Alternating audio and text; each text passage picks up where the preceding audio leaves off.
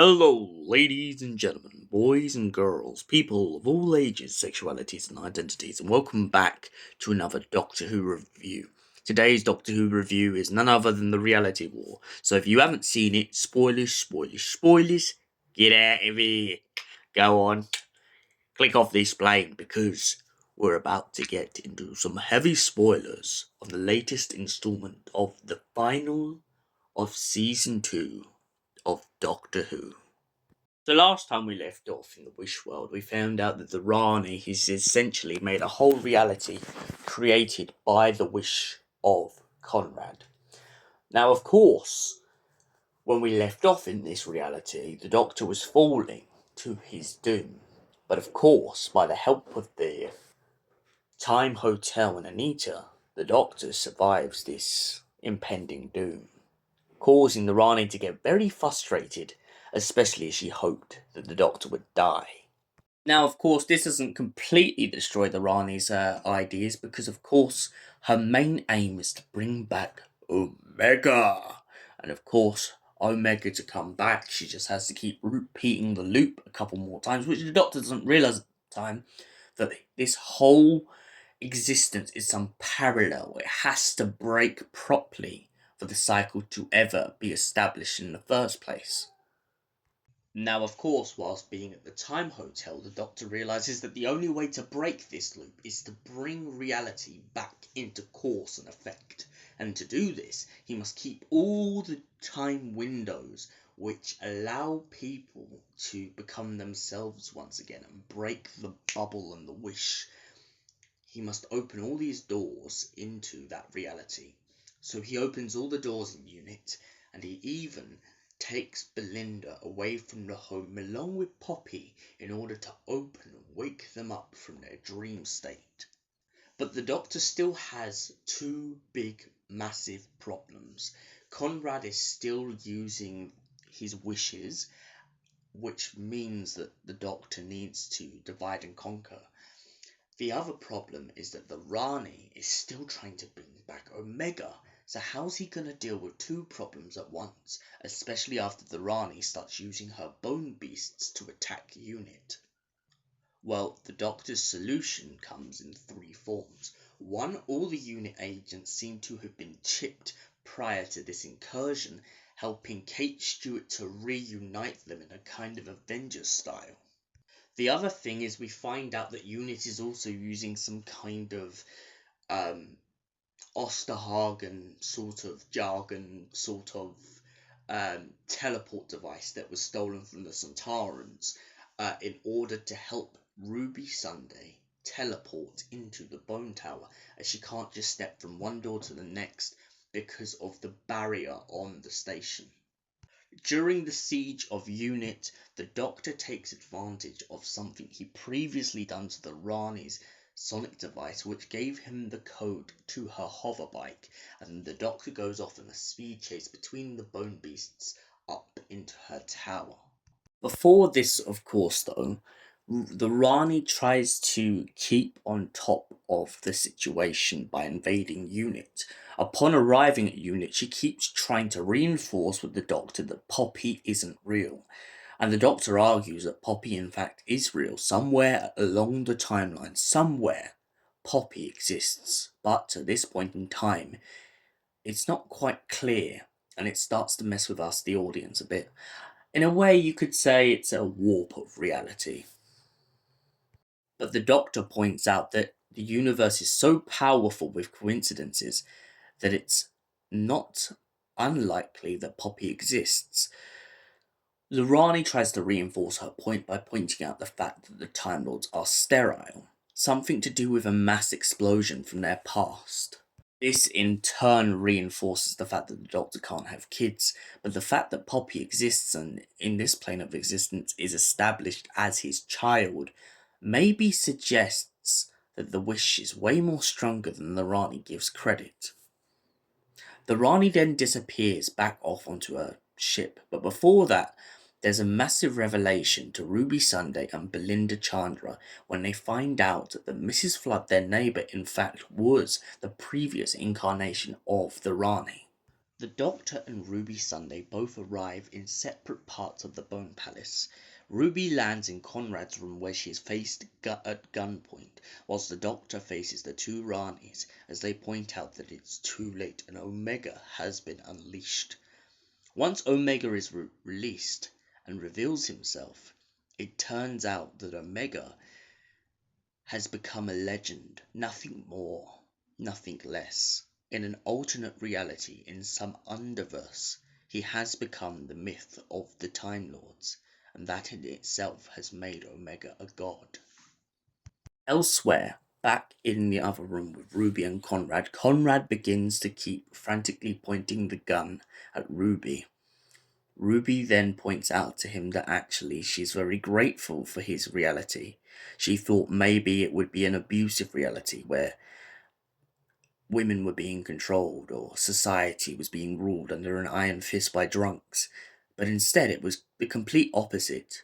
It was a society in which everyone had homes, everyone had somewhere to go to, and Ruby points out that in this world, Conrad just wanted everyone to be happy, everyone to be whole, and Ruby is very glad for it, because it proves that although he may have been part of Think Tank, he's not the monster that she remembers. And also she thinks back to the times when he did smile, he did get very happy around Ruby, which maybe proves that the beast, in fact, had a heart all along. Ruby then uses the device that she's wearing to go behind Conrad, teleporting, if you like, and she steals the baby and kisses it on the head, wishing Conrad to have a happy life, and begins to wish that all the wishes no longer come true. Before this, of course, after Omega getting released, Archie's Rani gets eaten by Omega when Omega the Myth reveals that he has become an absolute devourer of Time Lords. He is a part of Time Lord myth, but now seeks to devour Time Lords to make himself whole. Anita Dobson's Rani, of course, absolutely petrified by this revelation and how powerful Omega seems to be, uses her time ring to escape these events, which makes her start to question whether or not the Rani is ever truly gone. Doctor then faces off against Omega and uses his Vindicator device like a gun, shooting into Omega and sending him back into the hell of the Underverse. After the Rani is defeated and Omega goes back into the Underverse, we go looking for Belinda and Poppy after remembering the fact that they were both secured in a Zero Room. Once we free them from the Zero Room, we learn that they have both survived the unwishing of the Wish World. This in turn proves that some wishes are stronger than others, or at least for the moment. The Doctor, Belinda, and their new child Poppy, along with Ruby Sunday, go off in the TARDIS to clear up a couple of loose ends. The Doctor chucks a cylinder into space in order for the robots from Belinda 1 to pick up. But whilst they're on the TARDIS and folding up Poppy's coat, Ruby Sunday suddenly notices a very strange occurrence. It seems that the coat is getting smaller and smaller and smaller, and as it does, so does the effect of the room. Ruby turns around to notice that Poppy has gone missing, but upon asking the Doctor about it, he doesn't seem none the wiser. He seems absolutely out of the loop. He doesn't even remember having a child named Poppy. Neither does Belinda. They travel back to Unit just in time to celebrate New Year's, and in doing so, they completely forget about Poppy. But Ruby doesn't. She's the only one in the whole room who seems not to. But as soon as she mentions the Zero Room, Susan Triad points out that maybe there is some truth to what Ruby is saying. The Doctor doesn't believe it at first. He believes that Ruby is making the whole thing up. But then Belinda points out about being saved as a child, and so does Ruby. And this suddenly starts to make the Doctor think about all the coincidences in the universe, and maybe, just maybe, Poppy does exist somewhere out there in the universe, waiting to come home, waiting to be brought back into existence. The Doctor leaves Ruby and Belinda in hopes of searching for a way to bring back Poppy back to reality. Knowing that the only way to break the god's trap is to break the cycle and use up his own regenerative process and his own body, the Doctor ends up summoning his 13th incarnation to help along the way. She turns up and he calls her beautiful. She points out that she never says stuff like that, but maybe she should. She mentions the fact that she'd like to say it to Yaz, but the Doctor tells her that she never will. But Yaz secretly knows deep down inside.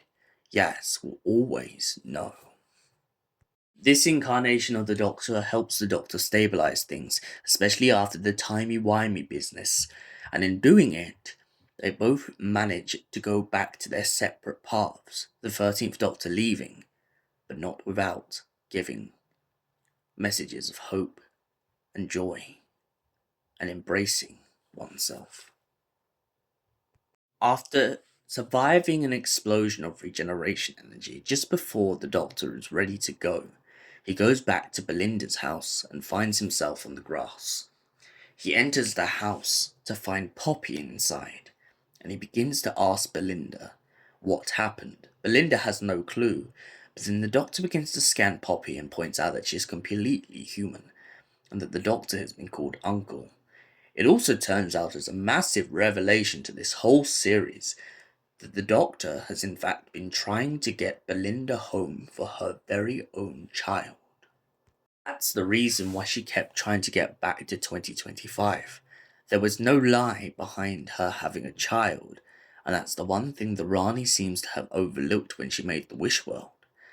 In fact, it wasn't just any old coincidence, it was the most ordinary thing in the world, and most importantly, the most beautiful thing. The Doctor then leaves Belinda, heading off into the stars, in hopes of getting ready for another lifetime of adventures.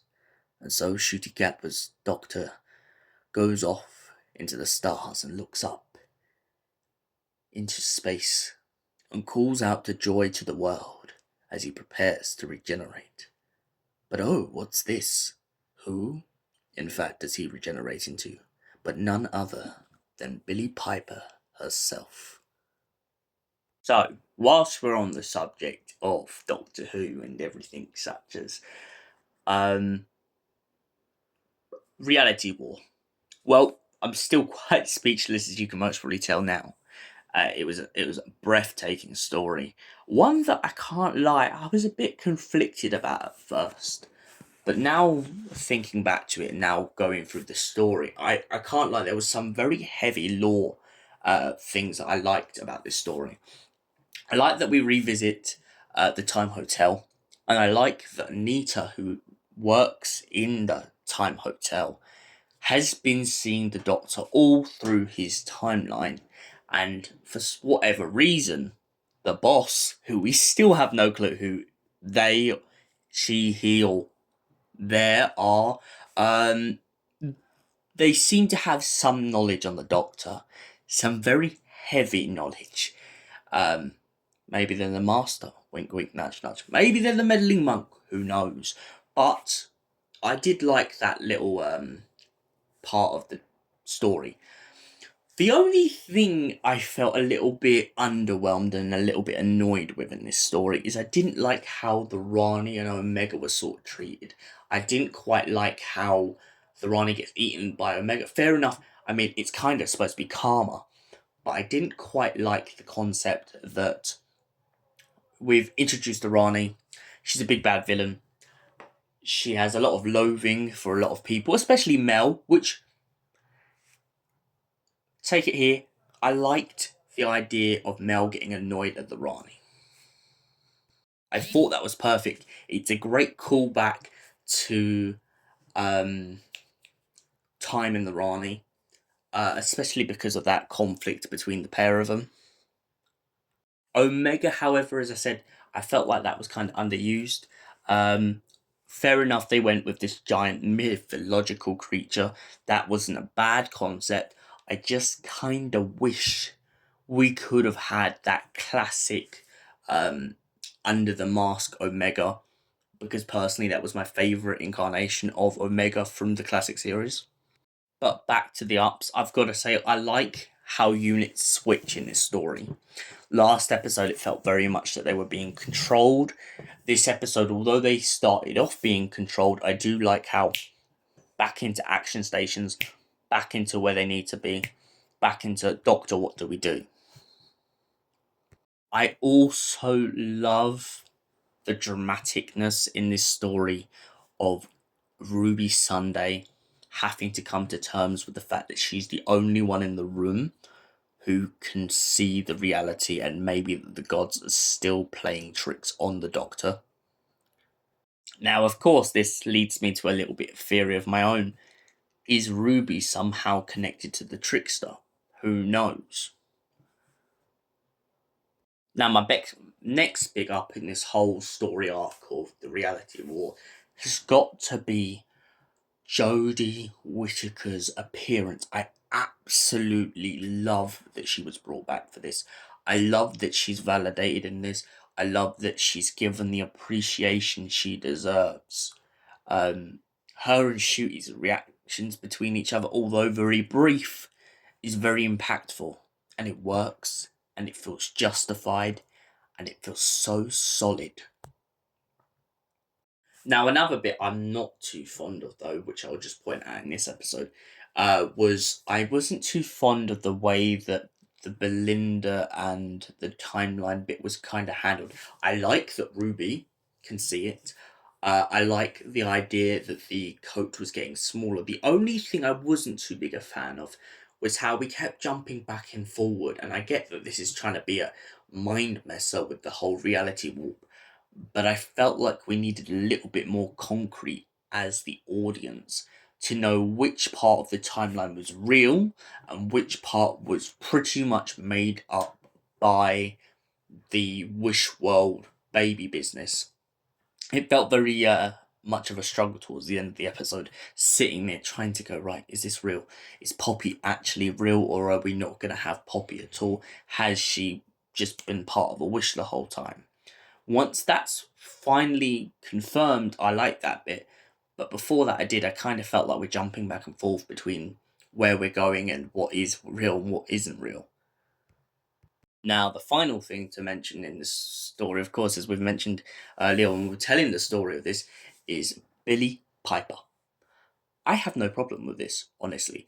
I just was very conflicted at first because it was like a, like speechless moment. I was not too sure what to think. I mean, I'd heard rumors.